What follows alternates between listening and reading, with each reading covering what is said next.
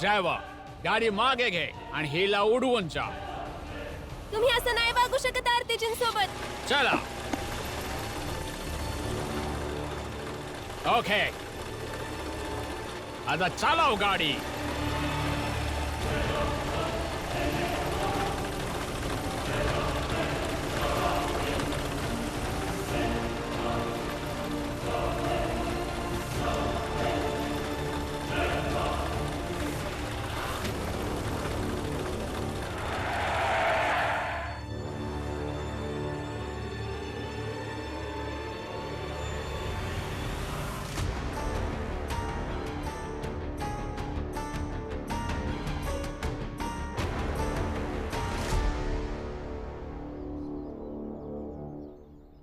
तू ठीक आहेस ना?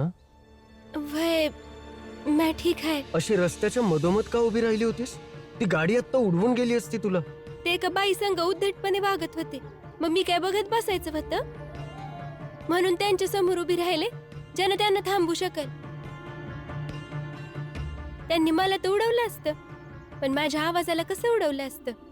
म्हणत होते की मोठे ऑफिसर आहेत, काय बी करू शकतात. हे मुली, चुपचाप बघत काय बसले?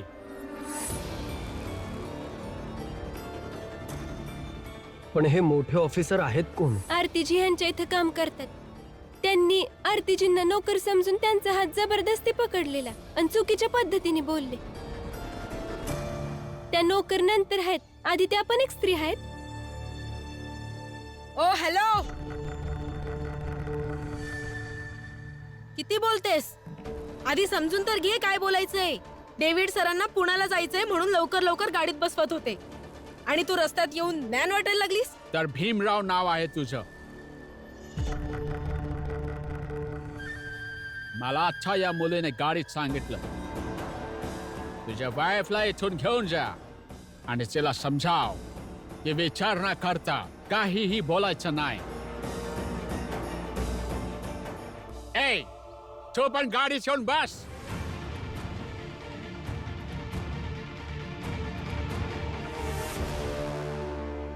तुम्हाला माहितीये वहिनी, बाला दादा तुमचा लई आदर करायला लागले. तुमच्यावर अतूट प्रेम करायला लागलेत वहिनी. आणि तुम्हाला अशा अवस्थेत पाहून त्याला खूप त्रास पण होतोय. वहिनी, खरं सांगायचं तर त्या माझ्या आयुष्यात पहिल्यांदा बालदादांना इतका इमानदार कोणत्या तरी नात्याप्रती पाहिलं आहे. आईची हान घेऊन सांगतो, जर तुम्हाला काय झालं ना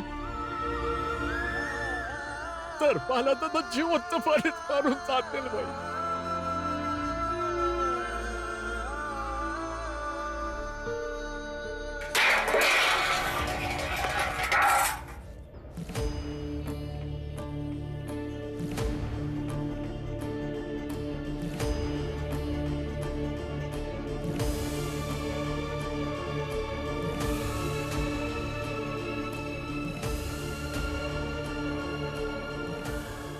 असं कसं त्यांना काय होईल असं म्हणताय?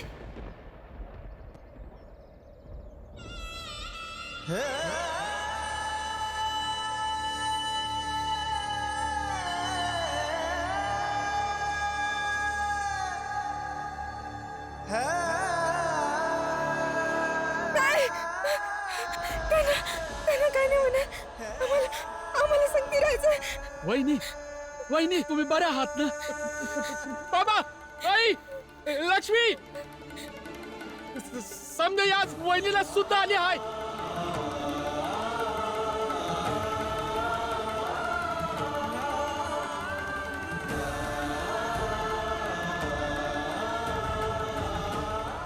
वहिनी, तुम्ही बरा तर आहात ना वहिनी?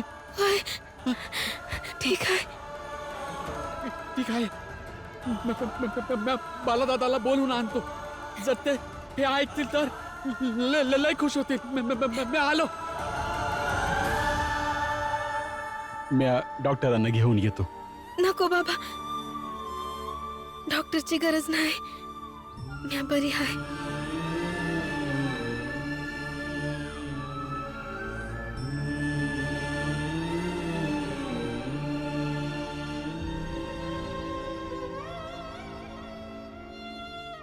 2 गोष्टी मला समद्यांसमोर सांगायच्या आहेत. पहिली तर ही की मी तुम्हा समद्यांसमोर करुणाची माफी मागतो.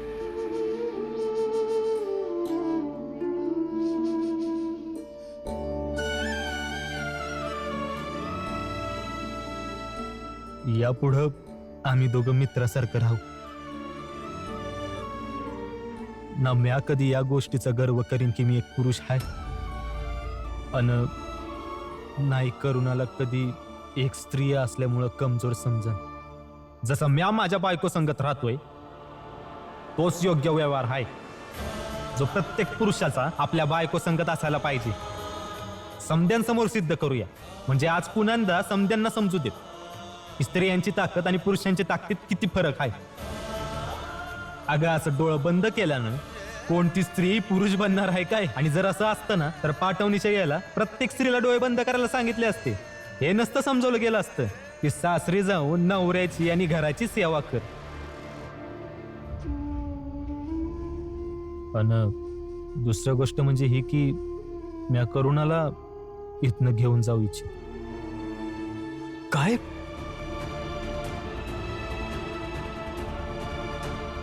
हे बघ पोरा, सुनबाईला आत्ताच शुद्ध आली आहे. तिला आराम करायची लय गरज आहे. आणि आता तू हो दादा, हे भीम, जर मी इथं तुमच्या समद्यांसोबत राहून करुणाची काळजी घेतली तर मी स्वतः हे कधी समजूच शकणार नाही की मी खरंच एक माणूस म्हणून बदललो आहे की तुम्हा समद्यांच्या दबावात येऊन हे समद करतोय.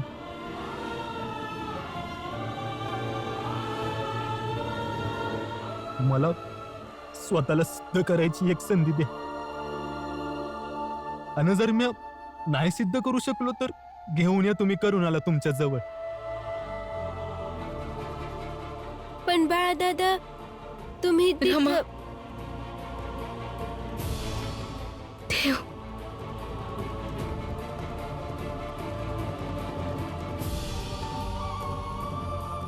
कुठं ताई?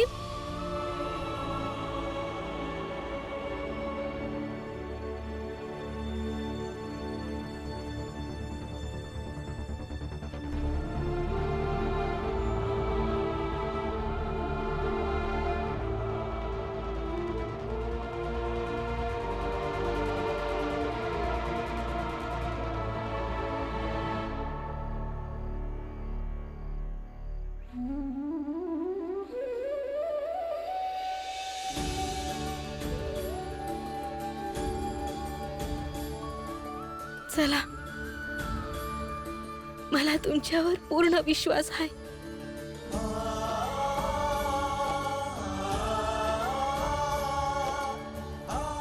ठीक आहे बाळा, जा तू.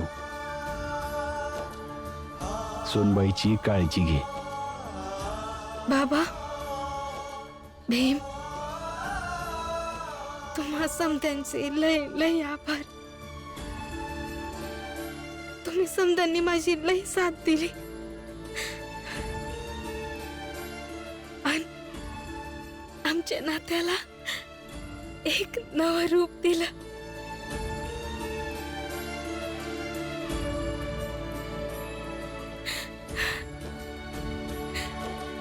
भीम,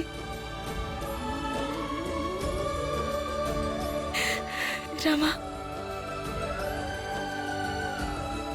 धन्यवाद.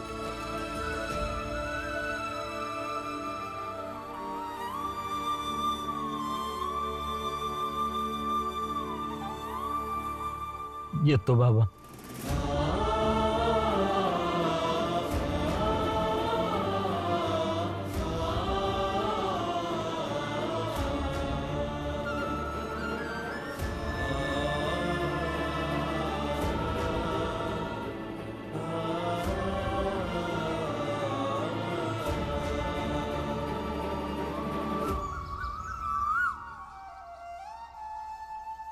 आरती तर तुम्हासनी बोललीच आहे ना का तुम्हासनी तिथं आरामात नोकरी मिळेल. पर आमासनी असं नाही बोलले की आमासनी तिथं काम मिळूनच जाईल. पर आम्ही जर तुमच्या संगत तिथं गेलो ना तर पक्की आम्हाला नोकरी मिळेल. आणि आरतीनं आम्हाला सांगितलंय की जेव्हा ताई येईल तेव्हा तुम्ही सगळी बी तिच्या संगट या. म्हणून जर तू आम्हा सगळ्यासनी संगत नेशील तर आमच्यावर तुझं लय उपकार होतील. पण मला नोकरीची गरजच नाहीये ना. आई, तुला तर नाही, पण या लोकांना लय गरज आहे नोकरीची. मान्य कर ना यांचं बोलणं. शोभा, बघ तुझा पोरगा दीपक किती हुशार आहे. भीमा संगत असतो ना, असर दिसतोय. आता हा बोलतोय ना, तर ऐक ना त्याच. आई, तसं पण भीमदादा हेच म्हणतात, कष्टाने पैसे कमवण्यात काहीच वाईट नाही. आणि या लोकांचं शिकायचं वय तर नाहीये की भीमदादा बोलतील अभ्यास कर, काम नको. होय, आणि शिकून सवरून कुठं जाणार. हे बघ, आमचं म्हणणं ऐक. मी डेव्हिड सरांसोबत बोलले आणि तुमचा हट्ट वगैरे चालणार नाही. जसं ते नोकरीसाठी बोलवतील जबरदस्ती घेऊन जाईन मी इथून. ठीक आहे, मी येते. बरं आता झालं. कसं लय भारी, लय भारी.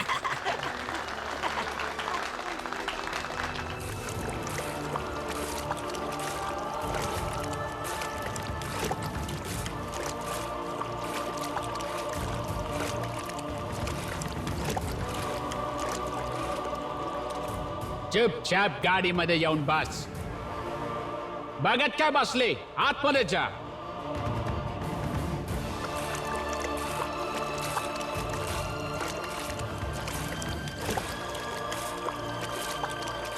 रमा, तुझी कळशी भरलीये, पाणी सांडतंय त्यातून. रमा, रमा, कुठं हरवलीस? नाही नाही, काही नाही.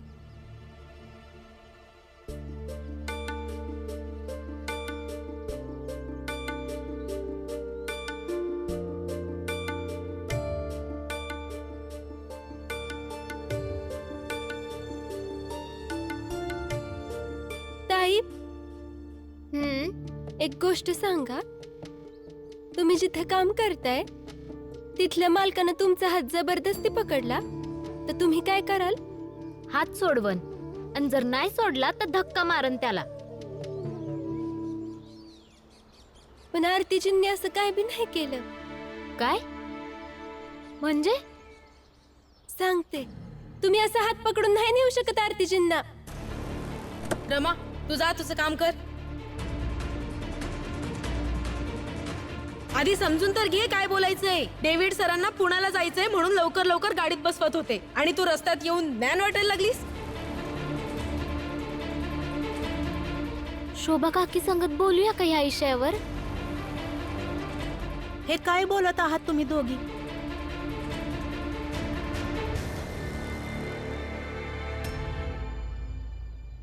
काय बी नग बोलू तुम्ही दोघी. ती मोठी लोक आहेत आणि इंग्रजांचं राहणं खाणं त्यांचे संस्कार लई वेगळे असतात. काकी, माझ्या म्हणण्याचा अर्थ तसा नव्हता. आम्हाला काळजी वाटत होती. नगा करू काळजी. जसं तुला त्यांचा हात पकडणं बघून वेगळं वाटतंय ना, मी अभि एकदा पाहिलंय तर मला बी वेगळं वाटलं. पण मग आरतीनं सांगितलं की त्या इंग्रजांचं राहणीमान लई वेगळं असतं. त्यांच्या इथं हे हात मिळवणं, हात पकडणं हे समजा काय मोठी गोष्ट नाहीये. म्हणून यापुढे असलं काही बोलू नका. आणि ही चाळ आहे, इथं तुम्ही जर एक बोललात ना तर हजारो अफवा पसरतील. जेव्हा की सत्य एवढंच आहे की आरती तिकडं काम करते. तिचा मालक लय चांगला आहे, लय प्रेमानं तिच्याशी वागतात.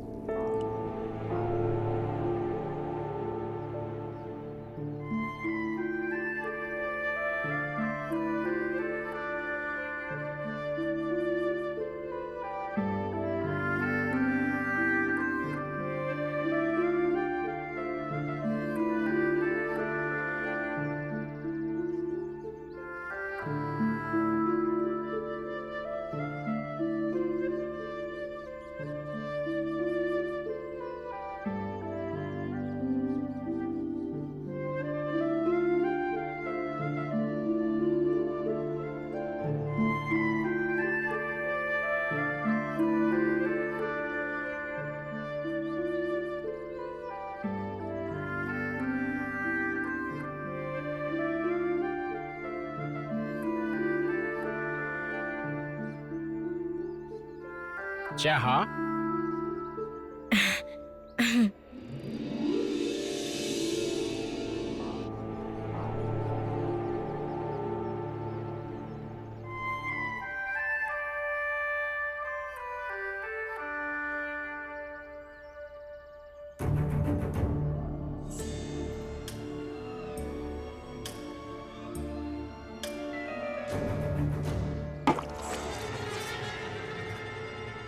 इतका गोड चहा.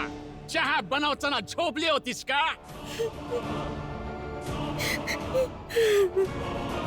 आता हे रड गाणं बंद कर.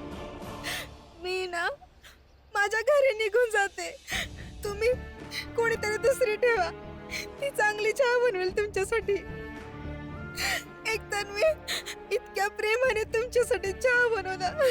माझं कौतुक करायचं सोडून तुम्ही मला ओरडताय.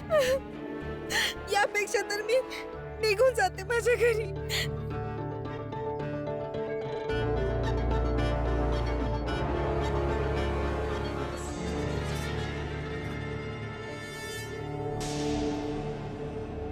ओरडू पण शकत नाही मी तुला. आणि मी ओरडल्यावर तू रडायला लागलीस. तुझ्यापेक्षा सुंदर इंडियामध्ये मला कोणी नाही दिसलं. ओके. आणि ही पण चुकीची गोष्ट आहे की तू माझी किती केअर करतेस, किती काळजी घेतेस तू माझी. तुम्ही पण माझी किती काळजी घेता. हा, ते तर प्रेम आहे माझं. प्रेम करतो मी तुझ्यावर. चल, मी जेवढं तुला ओरडलो तेवढं तू पण मला ओरड. नाही पण हे जायची गोष्ट नको करू. नाही, मला नाही कोणता राग काढायचा तुमच्यावर. तर मग आपण चहा पिऊया.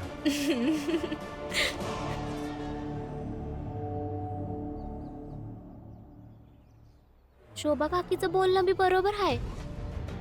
काय माहित तू जसा विचार करतेस तसं काय बी नसल. ती मोठी लोक आहेत. त्यांचं राहणीमान, आचार विचार समजा वेगळं असतं. माहित नाही.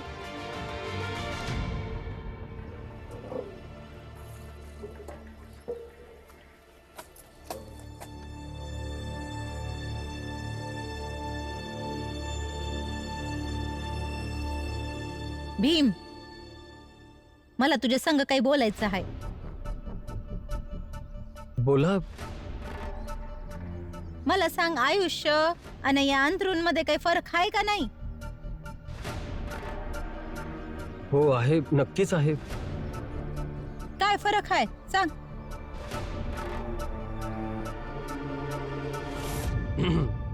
मला असं वाटतंय की तुम्हाला कोणत्या विशेष विषयावर बोलायचं आहे. तुम्हीच सांगा. भीम, माझं आयुष्य एका अंतरुणासारखं नाहीये, ज्याने जसं पाहिजे तसं घडी करून कोपऱ्यात ठेवलं. भीम, मी तुला माझं दुःख सांगितलं होतं आणि तूच मला पोर दत्तक घेण्यासाठी सांगितलं होतं ना.